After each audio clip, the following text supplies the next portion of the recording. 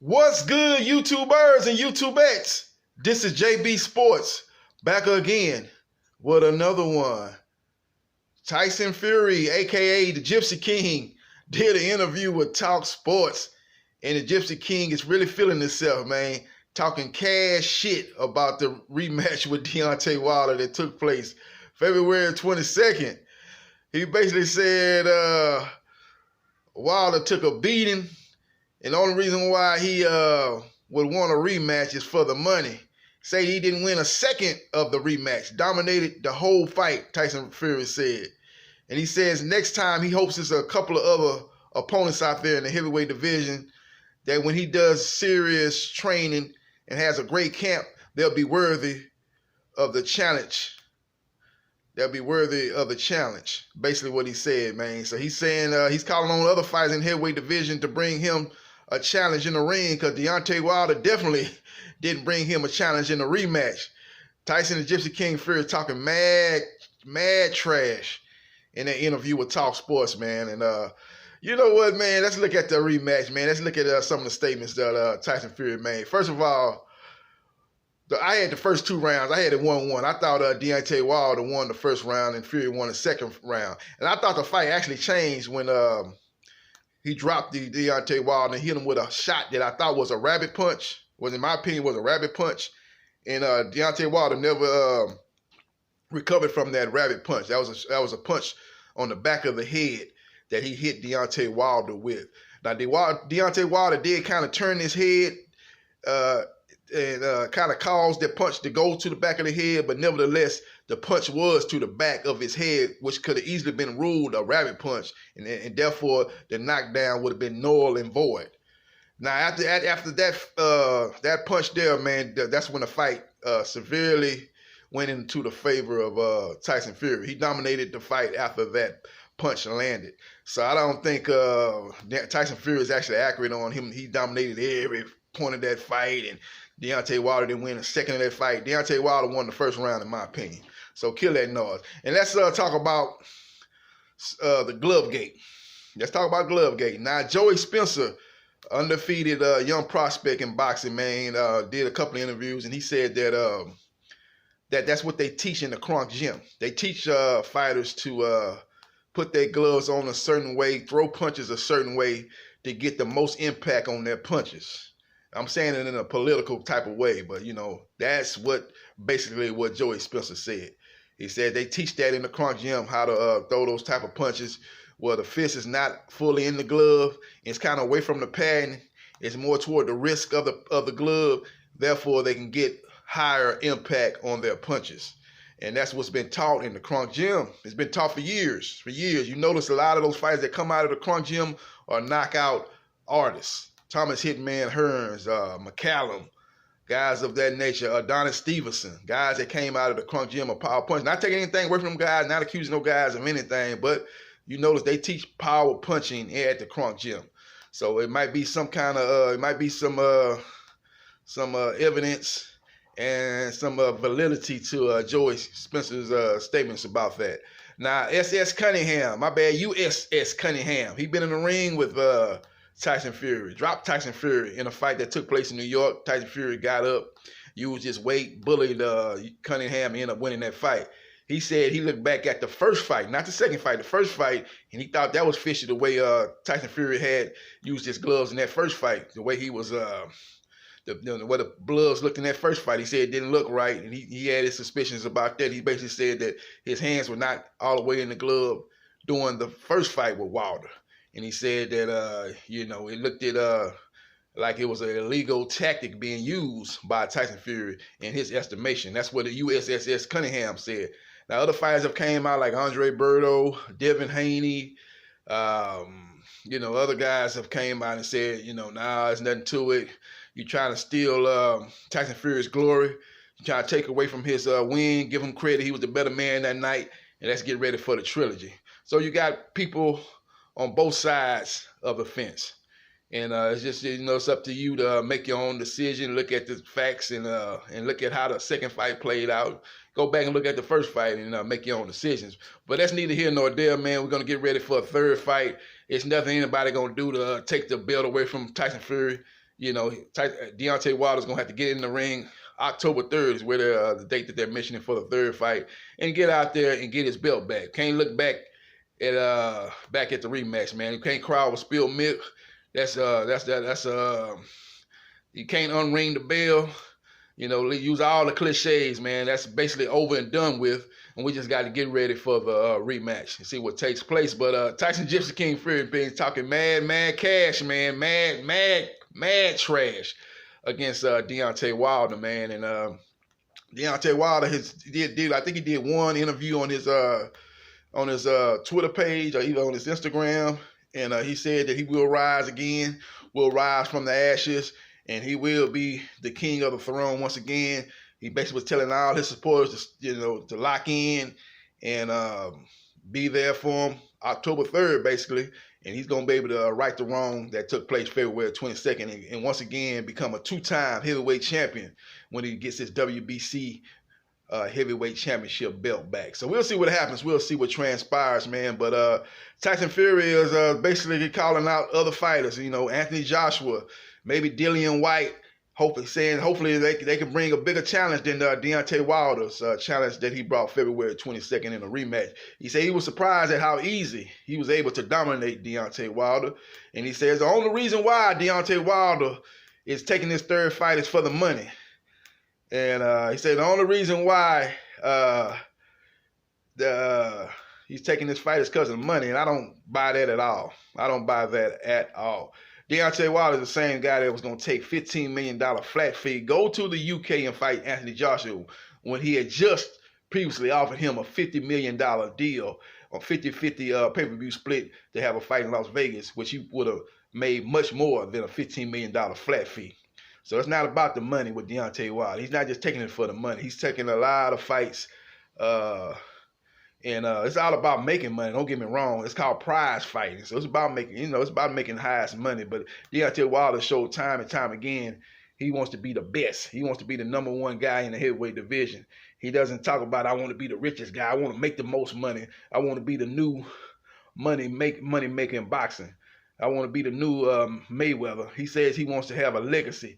He wants to go down as one of the great heavyweight champions of all times. And he's looking to make a legacy here. He's looking to bring excitement back to the boxing. He says it went through a lull when the Klitschko's dominated the heavyweight division. And he said the boxing is popping now. It's exciting now in the heavyweight division. And he said, and he's happy that he's been a part of it. That's what he's been talking about. He's never talked about, I want to make this amount of money. I don't want to take this fight unless you pay me this amount of money. You've never heard Deontay Wilder say that. Even in the midst of him trying to get the fight with Anthony Joshua, Eddie Hearn, Eddie the con artist I call him, tried to throw Dillian White in the picture. He said, okay, I'll fight Dillian White, but put AJ on the contract. If I beat Dillian White, I get AJ immediately after. Eddie Hearn said, nope. As I do my Red in her Friday, as Red said in Friday, nope. That's what Eddie Hearn said. Didn't want no part of that. So Wilder showed time and time again, it's not about the money, man. It's about being the best in the heavyweight division. So for Tyson Fury to make it look like he's taking it for the money, that's kind of funny and kind of ironic, because a lot of people said that was the only reason why Fury took the rematch. He got on, he ran away from the rematch at first and went over there and signed with the top-ranking ESPN, got the $100 million contract, and in the contract it was stated that he must fight Wilder in the contract, and that's the reason why they signed him to the contract. They knew that fight was going to be massive, and a lot of people said the only reason why he took the rematch was because of the money, because of the contract he had with ESPN and Top Rank. Now he's the tables have been turned, as the great Errol Spencer said. The tables have been turned. Now he's trying to say Deontay Wilder's in it for the money. How ironic, how ironic. But it's bogus. It has no facts based in it, Tyson Fury. But that's what Tyson Fury is. He's a salesman. He's already into the mind games. He's already trying to plant that seed in Deontay Wilder's head. He did dominate that fight, and Deontay Wilder did take a beating in that fight. And he's just trying to put salt on the wound, probably put gasoline on that fire, and stoke that flame, and hopefully plant that seed in Wilder's head, because that's what a lot of people are saying going into this rematch. Will Wilder be the same? Has the aura of Wilder gone now? Will opponents now just step to him, back him up and bring the fight to him, knowing that he has problems fighting off the back foot. Well, you know, and that's a lot of people said that about the great George Foreman, not the same style, not the same playbook, but a lot of people said, okay, George Foreman, Muhammad Ali, what he did in the Rumble in the Jungle was, I got to get past the first 2 or 3 rounds, and he's not going to have the same stamina. He's not going to have the same power behind his punches. He's not going to have the same aggressiveness and the same killer mindset after the first 2 or 3 rounds. And that's what Ali was able to do with the rope-a-dope, and he was able to stop George Foreman in the 8th round in the Rumble in the Jungle, Zaire, Africa. Same thing with Mike Tyson. He was a knockout artist. He was a menace in that ring. Had a lot of them fighters beat before they got in the ring, as he's able to stop a lot of his opponents inside 2 or 3 rounds. But the great Buster Douglas, not the great Buster Douglas, but the great Buster Douglas that night, just that night he was great. His career wasn't great. That night he was great. He was able to put on a great fight. He was able to use the jab, and beat Mike Tyson to the punch all night long, and get Mike Tyson into the deep waters in the second half of that fight, and he was able to stop Mike Tyson. Evander Holyfield did the same thing. He was able to withstand Mike Tyson's onslaught early in that fight. He was able to take his punches. He knew if he could get Mike Tyson past the first half of the fight, or really past the first 4 or 5 rounds of the fight, that Mike Tyson wouldn't have the same steam on his punches, wouldn't have the same killer mindset, wouldn't have the same aggressiveness behind his aggressiveness. He would slow down, basically. And Holyfield was able to get that fight into the second half of that fight, and he was able to ultimately stop Mike Tyson in one of the biggest upsets in heavyweight history. So, especially after Holyfield didn't look that good in his first 2 performances. You got to look back on history. A lot of people say, wait a minute, you saying the greatest upset in history? Holyfield was a great cruiserweight champion. He was a heavyweight champion. He beat Buster Douglas. Well, at that time, I think he had fought Bobby Cheers, didn't look that good, had heart problems. He said he had a hole in his heart, was beat by Michael Moore before the Bobby Cheers fight, so he did not look that good. And Mike Tyson, when he got out of jail, was steamrolling opponents. Knocked out Bruce Seldon. Beat Frank Bruno in the rematch. He looked very dominating to get out of jail, so nobody gave Holyfield a chance. I was only one of the few people that thought Holyfield had a chance, because I knew Holyfield wasn't scared of him. I said, well, Mike Tyson might beat him. He might win the fight, but he finally get in the ring with a guy that's not scared of him, guy that's not going to be beat before the fight starts. And that's exactly what happened. Holyfield always felt that he had the tools to beat Mike Tyson. He was able to pull that upset. Just giving you guys a little bit of history in the heavyweight division. But again, Tyson Fury, the Gypsy King, is out here running his mouth. And he's, as the old saying goes, the victor goes to spoils. And he won the rematch, so he can talk it. It's up to Deontay Wilder to prove otherwise in the trilogy and get his WBC belt back. We'll see what happens. We'll see what transpires. But Tyson Fury out here talking cash shit about Deontay Wilder on Talk Sports. Go check it out. Give me your thoughts in the comment section. What you think is gonna happen in the trilogy? Were you disappointed in Deontay Wilder's performance in the rematch? I thought it was a lot of things that was tugging at Deontay Wilder before that fight. Did a lot of interviews. Was flying to the Super Bowl. Cutting out on training camp to go fly and do interviews at the Super Bowl. He did a lot of different interviews. He was on a Masked Singer performing there. I think Tyson Fury was on there too, but Tyson Fury, a lot of times he was stationed in Las Vegas.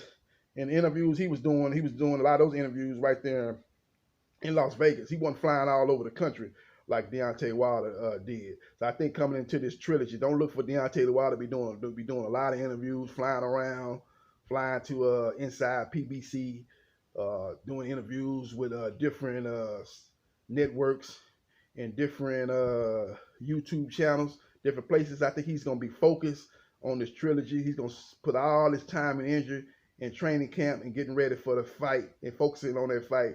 And he'll learn that plus the third fight don't need no promotion. It ain't like you need to promote that. They need to promote that second fight based on how the first fight did, which did 325,000, which was good, but not great. You wanted this fight to do over $1 million, as I think Barbara Arum said before the rematch. that he thought the fight could do over $2 million. So they need to get out there and try to sell that fight. But this third fight, you don't need to be doing all that traveling around and doing all these different interviews, trying to promote the fight. The fight is going to promote itself based on the first 2 fights. So Deontay Wilder can just get in the training camp, focus on what he got to do to get better and bring in a better performance. I heard he could bring in George Foreman. I think that'll be a great move to bring him in. For those guys of similar style, not similar style fights, but similar in the regard of they both were knockout artists and kind of got stripped of their armor in their fights. In the highest profile fights, George Foreman against Muhammad Ali in Zaire, Africa, and Deontay Wilder against Tyson Fury in the rematch. Both of them guys kind of got stripped of their armor, and kind of the aura of both of those guys were never the same after those 2 fights. So I think George Foreman will be able to relate to him in a lot of ways, and George Foreman was able to become champion again, after that performance. Many years later, but he was able to become champion again and reinvent himself and defeat Michael Moore to once again become the heavyweight champion of the world. And that's one thing he might be able to bring to the table to help Deontay Wilder. More from a motivational standpoint, more from a psychological standpoint than a technical standpoint. I think George Foreman will be able to show Deontay Wilder that you can come back, you can regain your form, you can reinvent yourself and become heavyweight champion of the world. We'll see what happens. We'll see what transpires. Again, leave your comments in the comment section. What you think about the Tyson Fury, Deontay Wilder trilogy? What you think about Tyson Fury comments? Do you think it was a one-sided dominating beatdown that Deontay Wilder didn't even win 1 round of that rematch? Or do you think, like I did, that Deontay Wilder actually did win the first round, and after 2 rounds, the fight was very, very competitive until that rabbit punch in the 3rd round that Deontay Wilder never recovered from and ultimately led to his demise and getting stopped by Tyson Fury. So we'll see what happens. We'll see what transpires. This is JB Sports, the man, the myth, the legend. I holla.